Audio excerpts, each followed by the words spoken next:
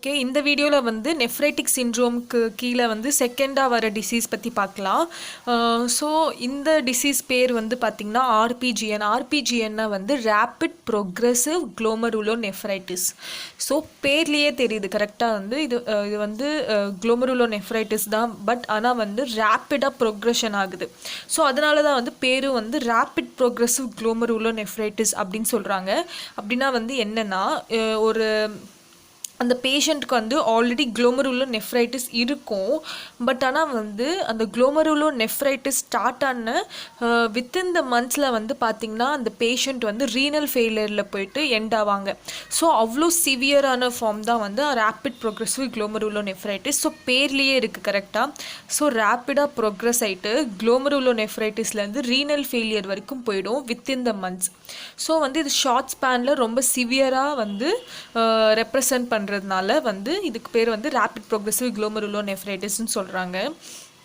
So இதுலேயே என்ன நடக்குது அப்படின்னு பார்த்தீங்கன்னா எல்லாத்துக்கும் வந்து பேசிக் பெத்தோஜெனசிஸ் வந்து என்னென்னா இன்ஃப்ளமேஷன் இந்த குளோமருலஸ் தான். ஸோ இங்கேயும் வந்து இன்ஃப்ளமேஷன் தான் நடக்குது. பட் ஆனால் இந்த இன்ஃப்ளமேஷன் பார்த்திங்கன்னா ரொம்ப சிவியராக இருக்குது. இதில் நான் பாஸ்ட் வீடியோவில் சொன்ன மாதிரி போஸ்ட்ரெப்டோகோக்கல் குளோமருலோநெஃப்ரைட்டிஸ்க்கு நம்ம ஸ்டீராய்ட்ஸ் கொடுத்தாலே வந்து பேஷண்ட் வந்து க்யூர் ஆகிடுவாங்கன்னு நான் சொன்னேன். பட் ஆனால் இங்கே நடக்கிற குளோமருலோநெஃப்ரைட்டிஸ் அந்த இன்ஃப்ளமேஷன் ப்ராசஸ் வந்து ரொம்ப சிவியராக இருக்குது. ஸோ அங்கே என்ன நடக்குது அப்படின்னு பார்த்தீங்கன்னா வந்து சேம் அந்த ஆன்டிஜன் ஆன்டிபாடி அந்த காம்ப்ளிமெண்ட் ப்ரோட்டீன்ஸ் இது எல்லாமே சேர்ந்து சிவியராக வந்து இன்ஃப்ளமேஷன் வந்து இன்டியூஸ் பண்ணி விட்டுருது. ஸோ இந்த சிவியர் இன்ஃப்ளமேஷன் என்ன பண்ணுது அப்படின்னு பார்த்தீங்கன்னா நான் ஆல்ரெடி அதில் சொல்லியிருந்தேன் கரெக்டாக ப்ரோட்டீனுரியா நடக்கும் அப்படின்னு சொல்லி நான் ஆல்ரெடி வந்து அதில் சொல்லியிருந்தேன். யூஸ்வலாக எங்கேயாச்சும் இன்ஃப்ளமேஷன் நடந்தால் அந்த ஏரியா வந்து மால் ஃபங்க்ஷன்டாரனால நம்மளுக்கு வந்து ப்ரோட்டீனுரியா நடக்கும். ப்ரோட்டீனுரியாவில் வந்து ஆக்சுவலாக ப்ரோட்டீன்ஸ் எதெல்லாம் வந்து இந்த ப்ரோட்டீனுரியாவில் இருக்கும் அப்படின்னு பார்த்தீங்கன்னா ஆல்புமின், குளோபிலின், அதுக்கப்புறமா ஃபைப்ரினோஜன். ஆக்சுவலாக பார்த்திங்கன்னா வந்து இதில் பார்த்திங்கன்னா ஆல்புமின் வந்து ரொம்ப சின்ன சைஸு, அதுக்கப்புறமா தான் குளோபிலின் வரும், அதுக்கப்புறமா தான் வந்து நம்மளுக்கு வந்து ஃபைப்ரினோஜன் வரும். ஓகேவா? ஸோ ஃபைப்ரினோஜன் அப்படின்னு பார்த்திங்கன்னா வந்து ரொம்ப பெரிய பார்ட்டிக்கல், அது வந்து லாஸ்ட்டாக தான் வரும். பட் ஆனால் வந்து இந்த ரேப்பிட் ப்ரோக்ரெசிவ் குளோமருலோநெஃப்ரைட்டிஸில் வர இன்ஃப்ளமேஷன் என்ன பண்ணுது அப்படின்னு பார்த்திங்கன்னா அங்கே இருக்கிற ஃபில்ட்ரேஷன் ஏரியாவை பயங்கரமாக டேமேஜ் பண்ணி விட்டுருது.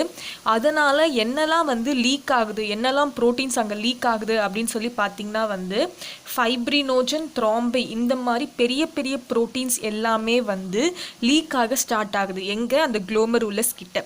ஸோ அவ்வளோ அளவுக்கு வந்து சிவியர் இன்ஃப்ளமேஷன் இருக்கிறதுனால பெரிய பெரிய பார்ட்டிகல்ஸ் அந்த ஆல்புமின் மட்டும் இல்லாமல் இந்த ஃபைப்ரினோஜன், த்ராம்பை இந்த மாதிரி பெரிய ப்ரோட்டீன்ஸ் கூட வந்து லீக் ஆகிற அளவுக்கு வந்து அங்கே அந்த குளோமருலஸ் கிட்ட டேமேஜ் பண்ணி விட்டுருது. ஸோ இந்த ஃபைப்ரினோஜன், த்ராம்பை என்ன பண்ணுது அப்படின்னு பார்த்தீங்கன்னா நீங்கள் ஆல்ரெடி வந்து கிளாட்டிங் சிஸ்டம் பற்றி படிச்சிருந்தீங்கன்னா உங்களுக்கு தெரிஞ்சிருக்கும். இந்த ஃபைப்ரினோஜன் வந்து சால்யூபிள் ஃபார்ம். ஓகேவா? அது வந்து தண்ணியில் பட்டோன்னே கரைஞ்சிற மாதிரி இருக்கும். பட் ஆனால் வந்து இந்த ஃபைப்ரினோஜன் வந்து இன்சால்யூபிள் ஃபார்ம் ஃபைப்ரினாக மாறுறதுக்கு ஃபைப்ரின் வந்து த்ரெட்டாக இருக்கும். ஸோ அந்த மாதிரி த்ரெட்டாக வரத்துக்கு ஹெல்ப் பண்ணுறது யார் அப்படின்னு பார்த்தீங்கன்னா த்ராம்பின். ஓகேவா? ஸோ இந்த த்ராம்பினும் ஃபைப்ரினோஜனும் ரெண்டும் சேர்ந்து தான் வந்து வெளியில் லீக் ஆகிறதுனால அந்த குளோமருலஸ் ஸ்ட்ரக்சர் கிட்ட என்னவா மாறிடுது அப்படின்னு பார்த்தீங்கன்னா ஃபைப்ரினாக மாறிடுது. இந்த ஃபைப்ரின் என்ன பண்ணும் பார்த்தீங்கன்னா அந்த குளோமருலஸ் ஸ்ட்ரக்சர் கிட்ட இப்படி நெட்வொர்க் மாதிரி இங்கே வந்து ஃபார்ம் ஆகிடும். ஓகேவா? இந்த மாதிரி ஃபைப்ரின் வந்து இங்கே டெபாசிட் ஆக ஸ்டார்ட் ஆகிடும். ஸோ இது மட்டும் ஆகுதா அப்படின்னு பார்த்தீங்கன்னா கிடையாது. அங்கே என்ன ஆகுது அப்படின்னு பார்த்தீங்கன்னா இங்கே நான் ஆல்ரெடி சொல்லியிருந்தேன் பெரைட்டல் எபித்தீலியல் செல்ஸ் அப்படின்னு சொல்லி நான் ஒன்று மென்ஷன் பண்ணியிருந்தேன். பெரைட்டல் எபித்தீலியல் செல்ஸ் அப்படின்னா என்னென்னா இந்த பவுமன் ஸ்பேஸ் இருக்கும்ல, இந்த பவுமன் ஸ்பேஸை லைன் பண்ணுறது தான் வந்து பெரைட்டல் எபித்தீலியல் செல்ஸ். இதுவே வந்து விசரல் எபித்தீலியல் செல்ஸ் வந்து போடோசைட்ஸ், அது வந்து ஃபில்ட்ரேஷன் ஏரியாக்குள்ளே வந்துடும். ஓகேவா? இந்த பெரைட்டல் எபித்தீலியல் செல்ஸ் வந்து பார்த்திங்கன்னா பவுமன் ஸ்பேஸை வந்து லைன் பண்ணியிருக்கும். ஸோ இப்போ வந்து பார்த்திங்கன்னா இந்த பெரைட்டல் எபித்தீலியல் செல்ஸ் இருக்குது பார்த்திங்களா, அது வந்து ப்ரோலிஃப்ரேஷன் ஆக ஸ்டார்ட் ஆகிடும். ஸோ என்ன ஆகுது, ஃபைப்ரினும் வந்து டெபாசிட் ஆகுது, அதே மாதிரி இங்கே இருக்கிற வந்து அந்த பெரைட்டல் எபித்தீலியல் செல்ஸும் ப்ரோலிஃபரேட் ஆகுது. இது மட்டும் இல்லாமல் அங்கே இன்ஃப்ளமேஷன் நடக்கிறதுனால டபிள்யூபிசிஸும் இன்ஃபில்ட்ரேட் ஆகுது. ஸோ இங்கே என்ன நடக்குது, மொத்தமாக அந்த பவுமன் ஸ்பேஸ் இருக்குது பார்த்தீங்களா, அது எல்லாத்தையும் வந்து ஃபுல்லாக இதுவே கவர் பண்ணிடுது. என்னென்ன பெரைட்டல் எபித்தீலியல் செல்ஸு, ஃபைப்ரின்னு, அதுக்கப்புறமா டபிள்யூபிசிஸ். ஸோ மொத்தமாக கவர் பண்ணிவிட்டு நம்மளுக்கு எந்த ஷேப்பில் வந்து வருது அப்படின்னு பார்த்தீங்கன்னா ஒரு கிரெசன்ட் ஷேப். கிரெசன்ட் ஷேப்னால் வந்து ஹாஃப் மூன் ஷேப்பில் வந்துடுது. ஸோ இதுதான் வந்து குளோமருலஸ்னால் இப்படி வந்து ஃபுல்லாக ஆஃப் மூன் ஷேப்பில் வந்து ஃபுல்லாகவே வந்து இந்த ஃபைப்ரின்ஸ், பெரைட்டல் எபித்தீலியல் செல்ஸ், டபிள்யூபிசிஸ் எல்லாமே வந்துடுது. ஸ்பேஸ் பார்த்திங்கன்னா இவ்வளோ தான் இருக்குது குளோமருலஸில். ஸோ இந்த ஸ்பேஸில் தான் ஃபில்டர் ஆகணும், நம்மளுக்கு வந்து யூரின் ஃபார்ம் பண்ணணும். ஸோ இவ்வளோ தான் ஸ்பேஸே இருக்குது.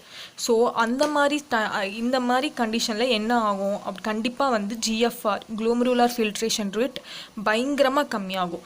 ஸோ குளோமருலார் ஃபில்ட்ரேஷன் ரேட் கம்மியாயிடுச்சுன்னா யூரின் அவுட்புட் கம்மியாகிடும். ஸோ ஃபங்க்ஷனிங் ஆஃப் த கிட்னியே வந்து கம்மியாயிடும். ஸோ இதுதான் வந்து main reason for renal failure. எப்போ வந்து பயங்கரமாக வந்து ஜிஎஃப்ஆர் குறைய ஸ்டார்ட் ஆகுதோ அப்போ வந்து ரீனல் ஃபெயிலியருக்கு பேஷண்ட் வந்து சீக்கிரமாக லேண்ட் ஆகிடுவாங்க.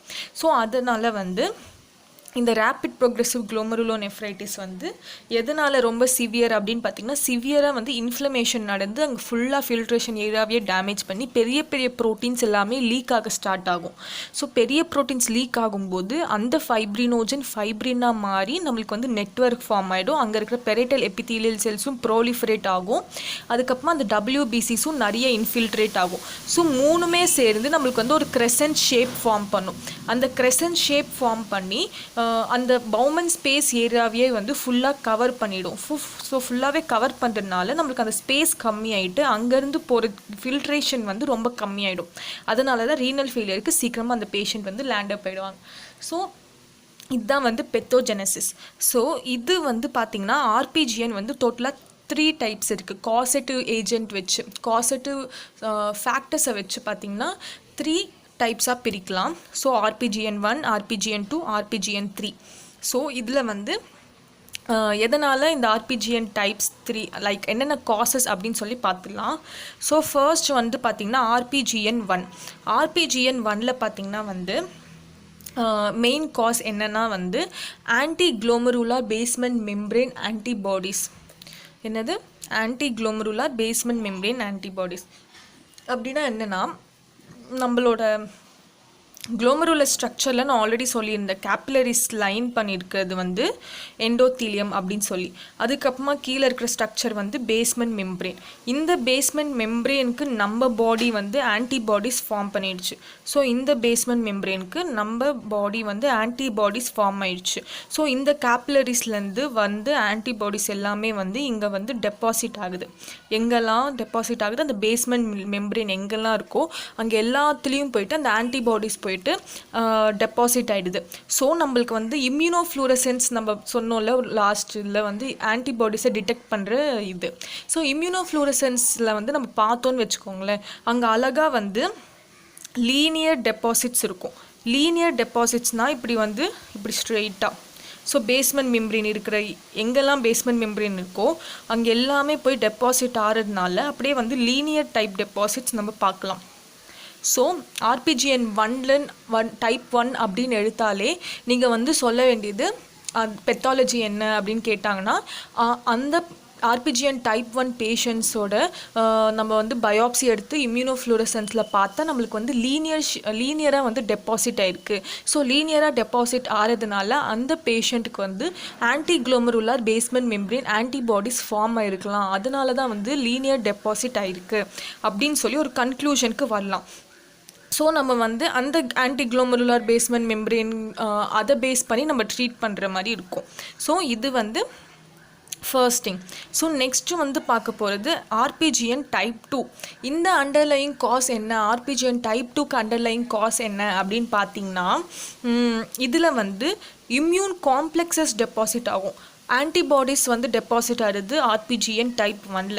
பட் RPGN டைப் 2ல் பார்த்திங்கன்னா வந்து இம்யூன் காம்ப்ளெக்ஸஸ் போய் டெபாசிட் ஆகும். லைக் வந்து இப்போ உங்களுக்கு வந்து ஏதாச்சும் இன்ஃப்ளமேட்ரி ப்ராசஸ் லைக் ஏதாவது இன்ஃபெக்டிவ் ஸ்டேஜில் இருக்கீங்க, அந்த இன்ஃபெக்ஷன் அப்போது உங்களுக்கு என்ன ஆகும், அந்த ஆன்டிஜனுக்கு, அந்த இன்ஃபெக்டிவ் ஆர்கனிசம்க்கு வர ஆன்டிஜனுக்கு நம்ம பாடி வந்து ஆன்டிபாடிஸ் ப்ரொடியூஸ் பண்ணுவோம் கரெக்டாக. ஸோ இந்த ஆன்டிஜனும் இந்த ஆன்டிபாடியும் போயிட்டு சேர்ந்து ஒரு காம்ப்ளெக்ஸ் மாதிரி ஃபார்ம் பண்ணும். ஸோ காம்ப்ளெக்ஸ்னால் என்ன, ஆன்டிபாடி வித் ஆன்டிஜன். இந்த இம்யூன் காம்ப்ளெக்ஸ் போயிட்டு நம்மளோட கிட்னி குளோமருலஸில் போய் டெபாசிட் ஆகுது. அது வந்து பார்த்திங்கன்னா டைப் 2ல் நடக்கிற பெத்தாலஜி. ஸோ டைப் 1ல் பார்த்திங்கன்னா ஓன்லி ஆன்டிபாடிஸ் போய் டெபாசிட் ஆகும். டைப் 2ல் பார்த்திங்கன்னா ஆன்டிஜன் ஆன்டிபாடி ரெண்டுமே காம்ப்ளெக்ஸாக ஃபார்ம் பண்ணி போய் டெபாசிட் ஆகுது. ஓகேவா. ஸோ இதில் வந்து என்னென்ன கண்டிஷன்ஸ்னு சொல்லி 3 கண்டிஷன்ஸ் கொடுத்துருக்காங்க. ஸோ என்னென்ன கண்டிஷன்ஸ் அப்படின்னு பார்த்தீங்கன்னா எஸ்எல்இயில் வந்து என்ன மெயின் பெத்தாலஜி அப்படின்னு பார்த்தீங்கன்னா நம்மளோட நியூக்ளிக் ஆசிட்ஸ்க்கே வந்து நம்மளோட நியூக்ளியஸ்க்கே வந்து நம்ம பாடி வந்து ஆன்டிபாடிஸ் ஃபார்ம் பண்ணும். ஓகேவா. ஸோ அந்த மாதிரி ஃபார்ம் பண்ணும்போது அந்த ஆன்டிஜன் அந்த ஆன்டிபாடி ரெண்டுமே சேர்ந்து நம்மளோட கிட்னியோட குளோமருலஸில் போய் டெபாசிட் ஆகலாம். ஓகேவா. ஐஜிஏ நெஃப்ரோபதி, இந்த எனாக்ஸ் கான்லின் பர்பியூரா, இந்த 2 கண்டிஷன் இருக்குது பார்த்தீங்களா. இந்த 2 கண்டிஷன்லேயும் பார்த்தீங்கன்னா ஐஜிஏ ஆன்டிபாடிஸ் இருக்குது பார்த்தீங்களா. அந்த ஐஜிஏ ஆன்டிபாடிஸ் வந்து அப்நார்மலாக வந்து ப்ரொடியூஸ் ஆகிருக்கும். ஸோ அந்த அப்நார்மலாக ப்ரொடியூஸ் ஆகும்போது நம்மளோட பாடி சிஸ்டம் என்ன பண்ணணும்னா, நம்மளோட பாடியில் இருக்கிற இம்யூனோக்ளோபின்ஸே இருக்குல்ல, லைக் ஐஜிஜி வந்து என்ன பண்ணணும்னா அந்த அப்நார்மல் ஆன்டிபாடிஸ்க்கு வந்து இது வந்து ஆன்டிபாடியாக மாறிடும். உங்களுக்கு புரியுதுன்னு நினைக்கிறேன்.